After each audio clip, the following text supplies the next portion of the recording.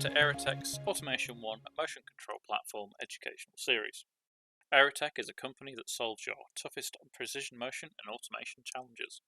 Automation1 is a motion control platform consisting of software-based controls and development tools, PC and drive-based control hardware, and hardware-based drives for servo motors and other devices. In this video, we'll have a look at MachineApps. We'll start with a functionality overview. We'll look at branding customizations, layout options, and the MachineApp settings. We'll also take a look at each of the primary and secondary modules available, how to use multi-module containers, and explain the callback function. My name is Chris Charlesworth, and I am the European Control Systems Engineer for Aerotech. Let's begin this session with a tour of MachineApps. As long as you have the correct licensing, you should see MachineApps appear in Automation1 Studio. 2 licenses are required, one for the controller and the other for the MDK, the Machine Development Kit. Please talk to a sales representative about the options.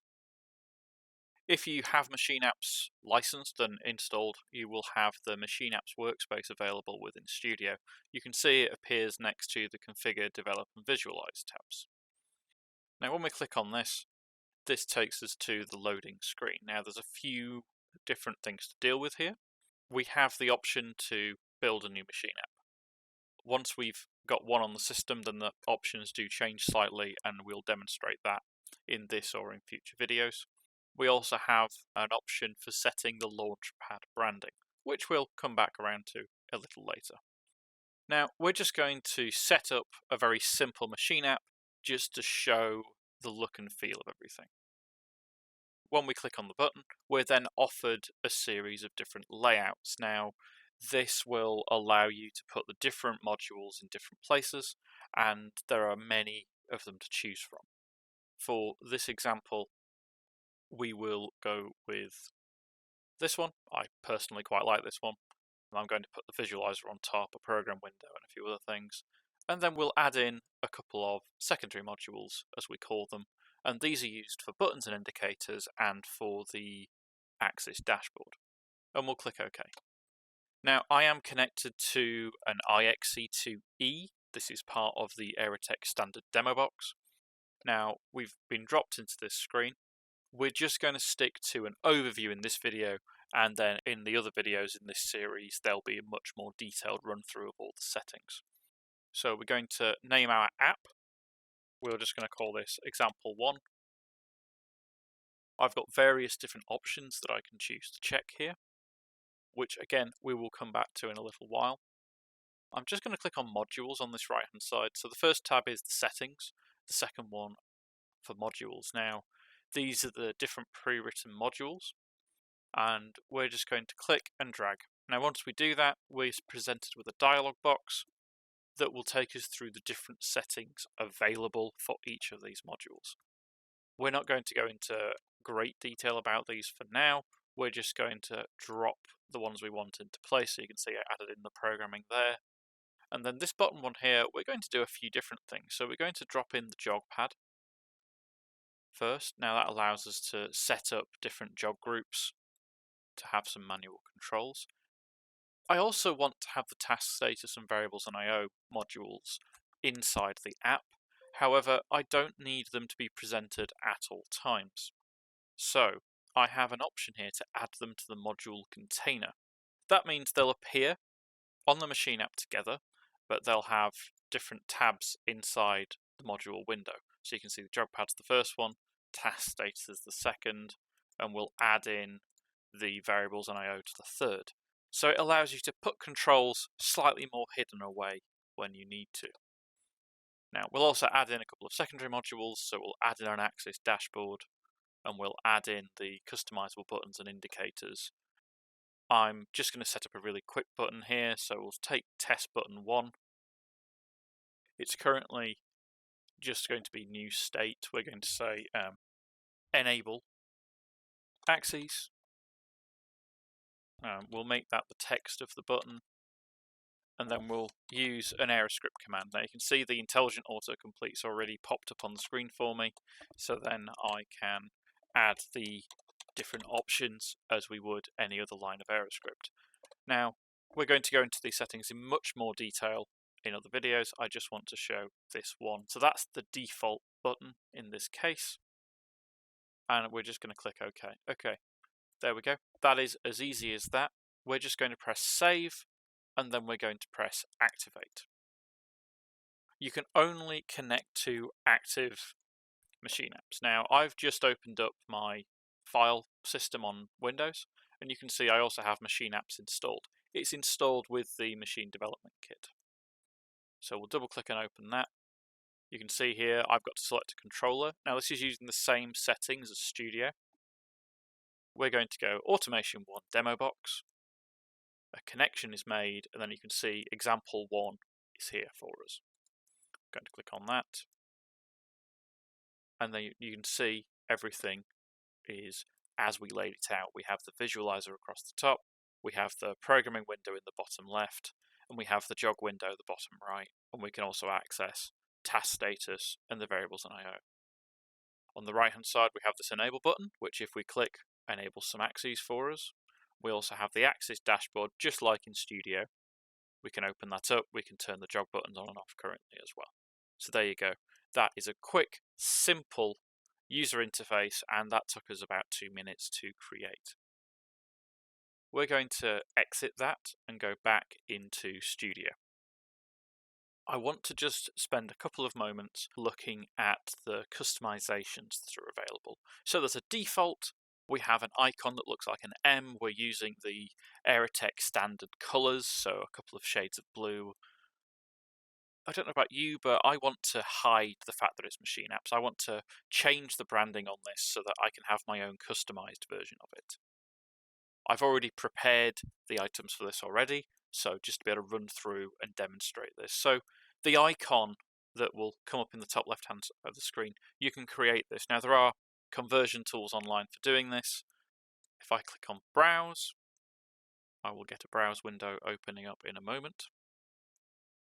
And then I can go and find my pre-prepared icon. In this case, we will go into my pictures actually. So if we go into here, we can see there's an Aero Diamond icon file that I've set up. And you can see it's now the Aerotech logo. So I prepared that earlier, ready to be brought in. We can change the colors. The primary color is a dark blue and the primary hover color is a lighter blue. We could change that to a red and a deeper red if we wanted to. We can also do various other things, so we'll hit save in here. If we come out of this Machine App Builder, in the top right I noted the Launchpad branding option. So again in here we can change the icon, which we will do. So allow that to open and we'll take the same icon file. We can also change the background color, or we can even put in a background image.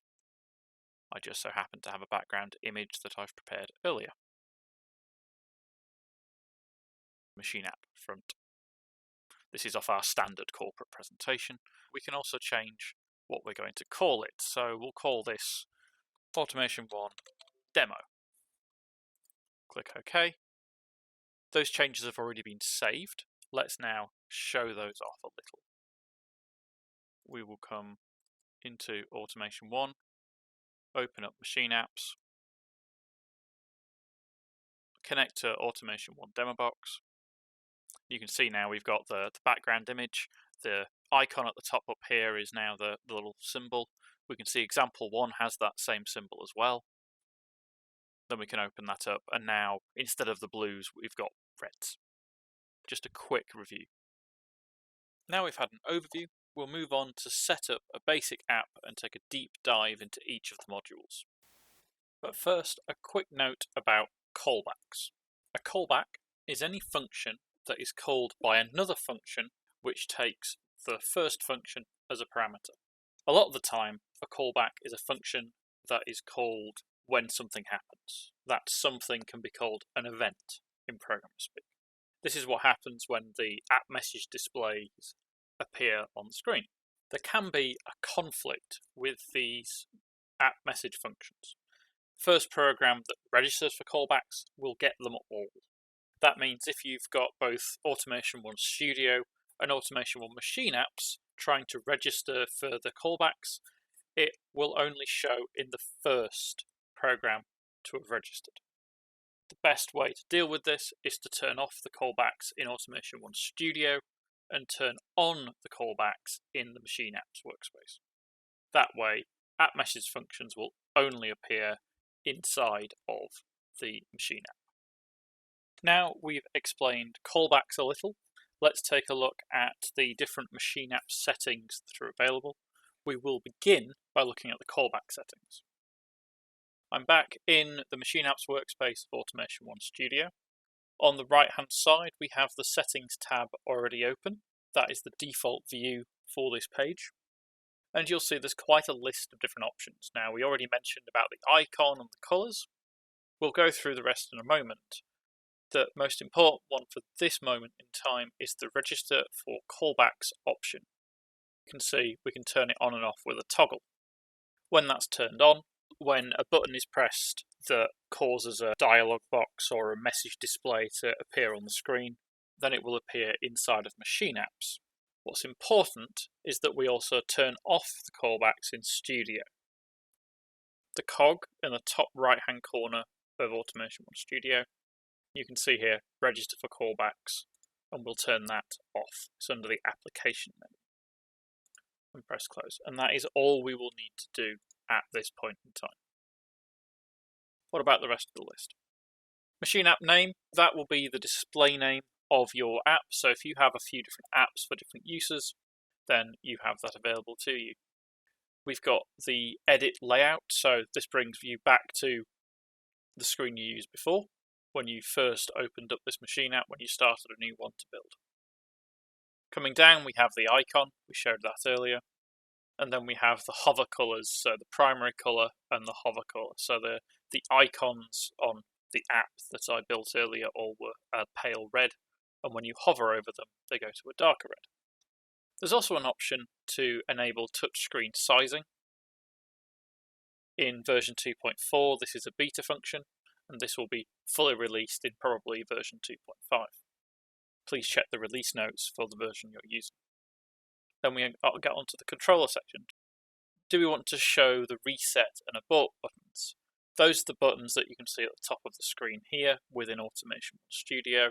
The same buttons can be shown inside of the machine app. We have Register for Callbacks, as we've discussed, and then we have Show Immediate command. That's this command box here. So that can appear on the machine app as well, allowing you just to type in a command to be used.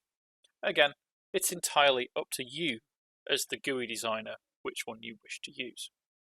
We then have an option for which task will the programs run on. Now, I would recommend making sure that your machine app code runs on a separate task to the machine code, the program code for the motion programs that you're going to run. So I would have a task just for looking after machine apps. For now, we'll set that to task 4. And then we have a couple of options about the application. When you press the close button on the machine app, we can close to desktop, we can return to the launchpad, or nothing. So in this case, we're going to go return to launchpad. And then you can always have an option for always maximizing the window. We're going to turn that off for now, but if you were doing a HMI for a machine, you might only want to have the machine app as the interface to the system. Now we've covered the main settings, we'll take a look at the settings for each of the modules. To do this, I'm actually going to take us back a few steps and remove all the modules I have installed currently, so we can go one by one. We'll start at the top of the list with the jog pad. I click and drag over and drop it into place, and that brings up then jog box. Now I can have multiple different jog groups set up, and on a jog pad window you can actually control up to 3 sets of axes. So you can see the first one has got an X and a Y. We'll call this set 1. We can set a low and a high speed jog and a distance for it to jog. There's also the option to control some diagonal axes. In this case, we're just going to stick to the horizontal and vertical. I could then add another axis set. This comes in handy. We then click and we can configure this to control another set of axes and configure the same settings again. And then we can add a third set if we wish, and we'll do so it can be properly demonstrated. There we go, you can have up to 3, and then you can have multiple pages. This is very useful. Most systems are likely to have more than just a couple of axes, so you may have a 6-axis system. This would allow you to then control each of the individual axes. It's very simple and very quick to set up. We'll click OK to that, and the jog pad will now be there configured. Moving on to the next one, we'll drag over the visualizer. We're going to put that one on the top, and then we have the same box again. We can configure the signals that are going to be collected by the visualizer. In this case, we will collect X, Y, VX, VY. This is the same configuration setup as the visualizer inside of Studio. Please have a watch of that video for a lot more information. We're going to set the time to collect to 10 seconds and a sampling period of 1 millisecond. Then we'll just add the signals to the list and we'll press update. Now, the other options come in handy where you may want one app set up for, say, just an operator that you want to have very restricted access, but then other apps can be created that are much more open, so maybe a technician or an engineer can come along to have a look and help fix a problem. We can open and save plots, and we can turn on and off this option. If you want to be able to save a plot to be looked at later, keep it turned on.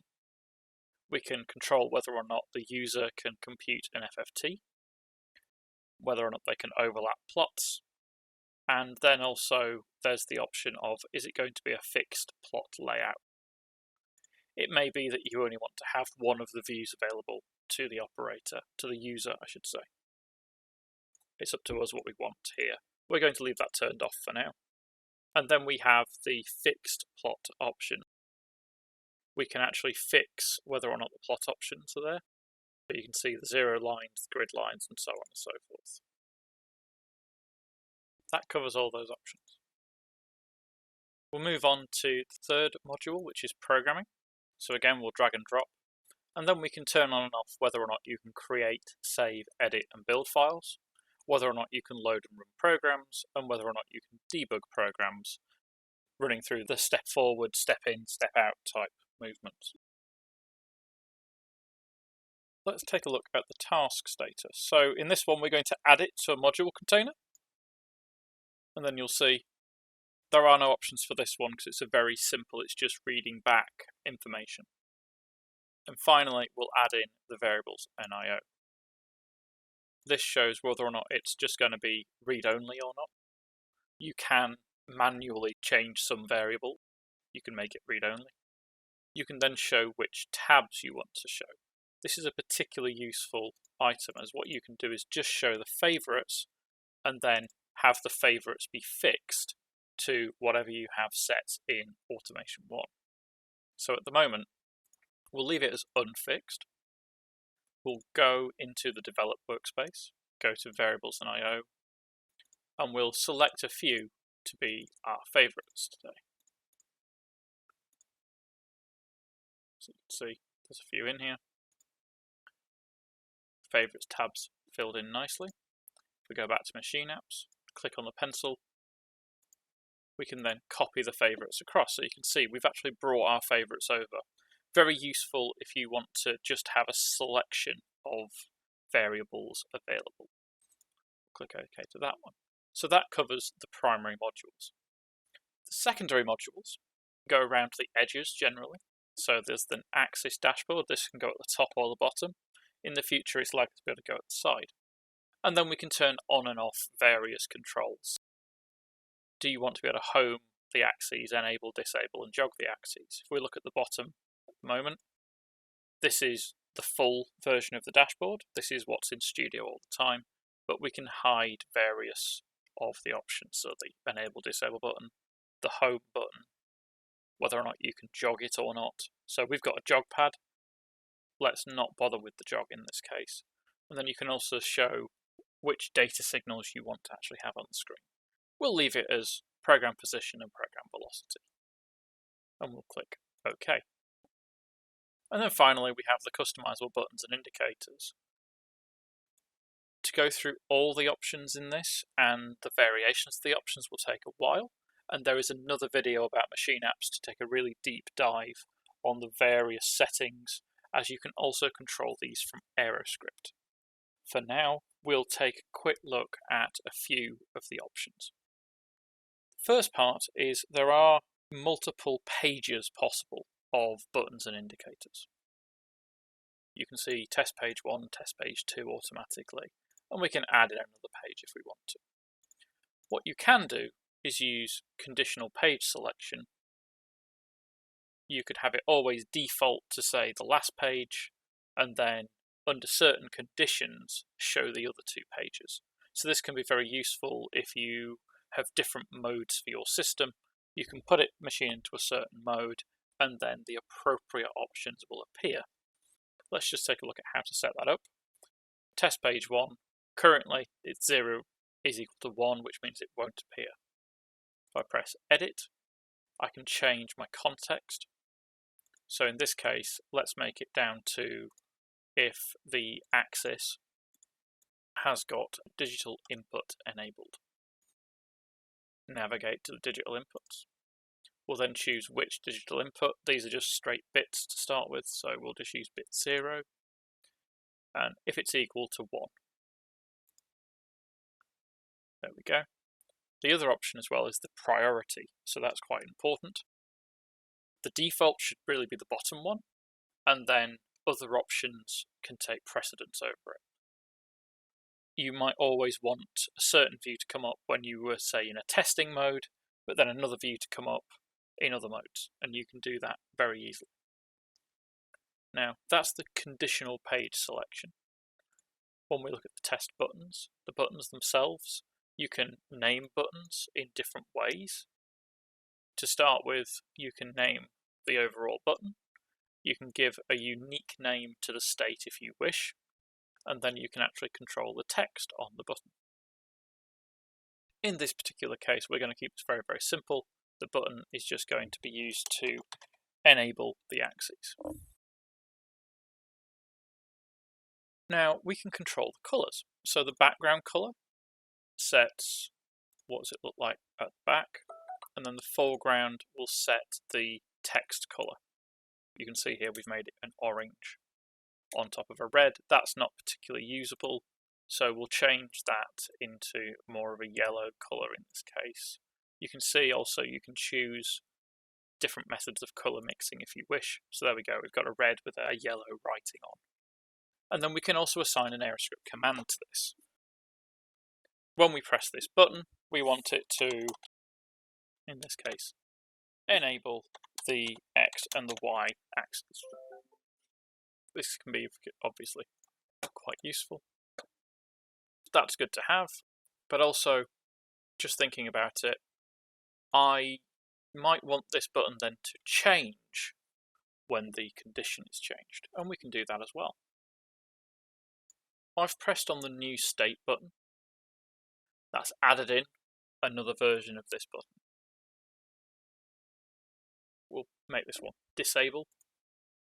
Let's make it green with red writing in this particular case, and then we'll assign the disable command.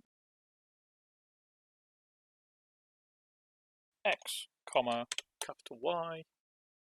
You can see there all the intelligent autocomplete just keeps coming through naturally. We're going to keep the task as the normal task, which in this case is task 4, as that's what we set in the main settings. And then we've got to set the condition. So we'll press edit and axis. We'll set this to the X, and then we'll have a look to see if it is enabled.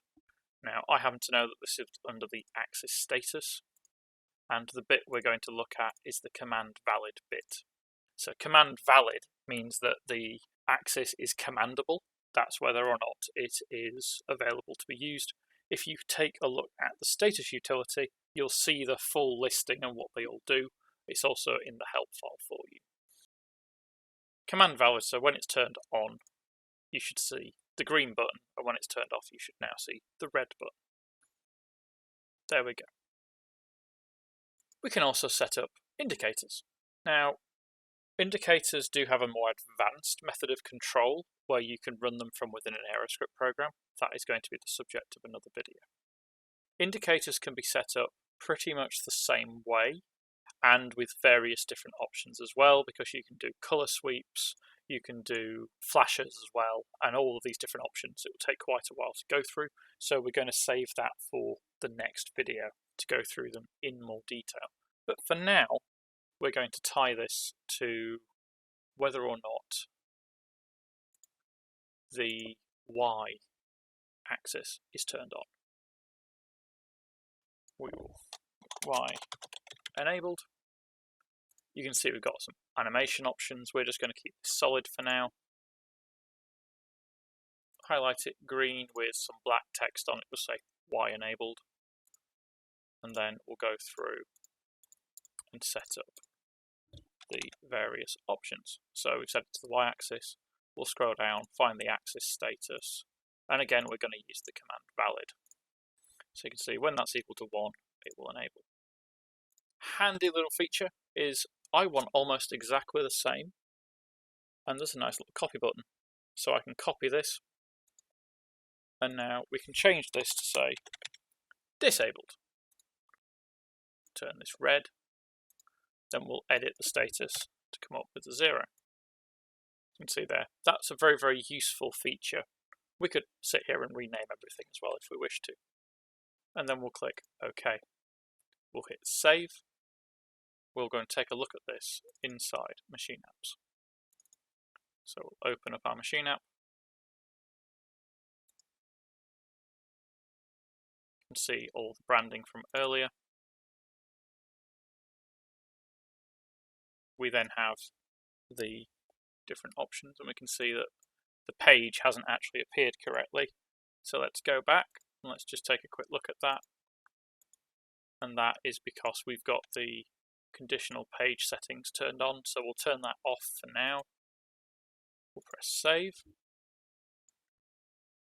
and then we'll close and reopen our Machine app. You can see that went back to the launch pad, where we can now relaunch our Machine app.